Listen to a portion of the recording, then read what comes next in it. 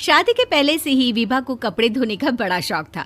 कभी नल के नीचे तो कभी तालाब के पास। अरे मेरी नीली वाली लुंगी नहीं दिख रही है। विभा की अम्मा, कहाँ रखी है लुंगी? अरे वो तो विभा ने परसों ही धोकर रखी थी आपकी अलमारी में, देखो वहीं होगी। वो ना मैंने आज धो दी, मुझे लगा कि गंदी हो गई होगी। अरे कैसे गंदी हो गई थी? उसे तो मैंने पहना भी नहीं। हे भगवान, इस लड़की के कपड़े धोने की आदत से परेशान हो गया हूँ मैं।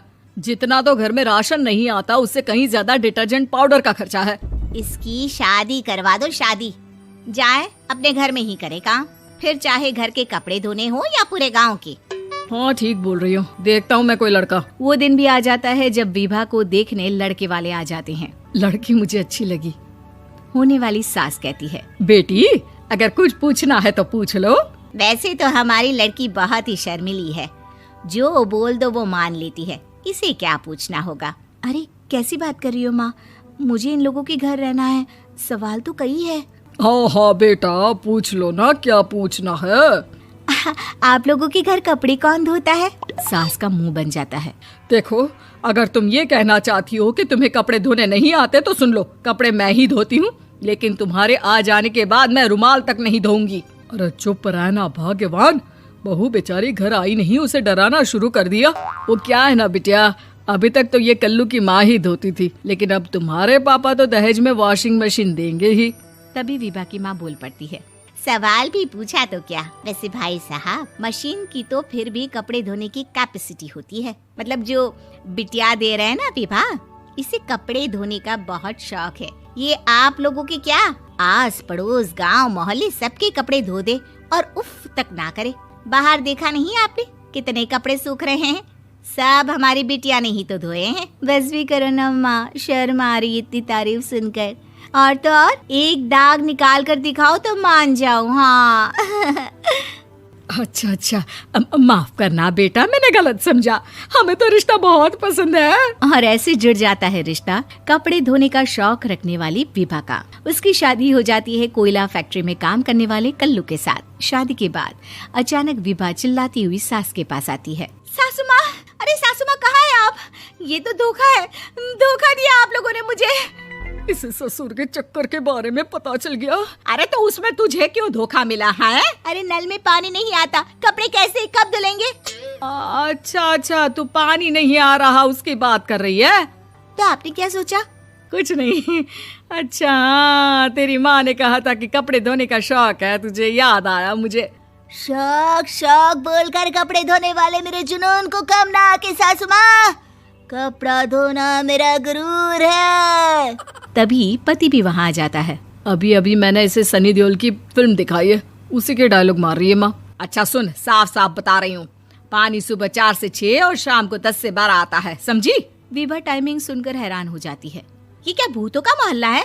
सुबह 4 बजे उठकर कौन कपड़े धोता है? 4 बजे टंकी में पानी जाता है, फिर सारा दिन धोना ना, किसने मना किया?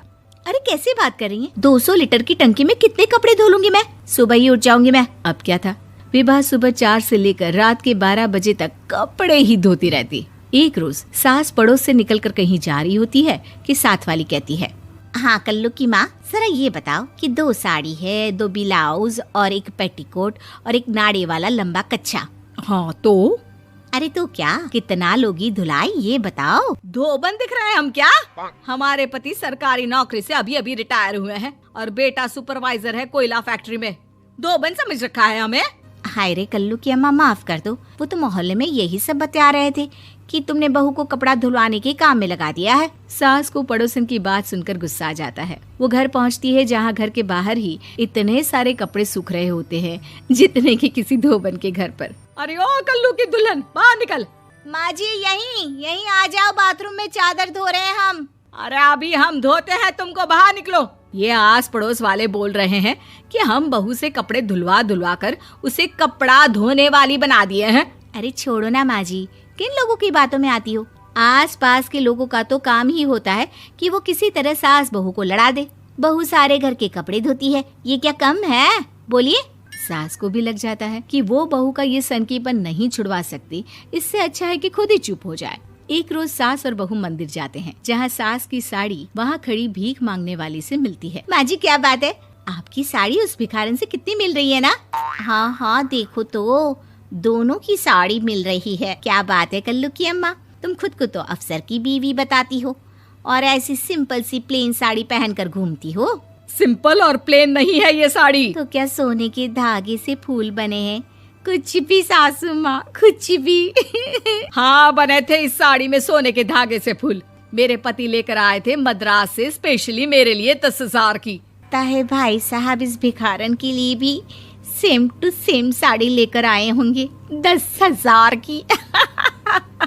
सास उस वक्त तो कुछ नहीं कहती, लेकिन बहू के साथ घर आती है और अलमारी से एल्बम निकाल कर लाती है। ये साड़ी देख रही है, ये वही साड़ी है जिसे मैंने अभी पहना था। इस साड़ी में ये जो चमकदार फूल दिख रहे हैं ना, ये सोने के धागों से काटे गए हैं।